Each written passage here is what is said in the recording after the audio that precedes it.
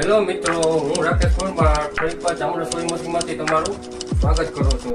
આજે અમે ફરીવાર લઈને આવ્યા છે બ્રધર કંપનીનું સિલાઈ મશીન સ્ટેન્ડ ટેબલ સાથે. બોડીમાં નામ લખેલું આવશે બ્રધર.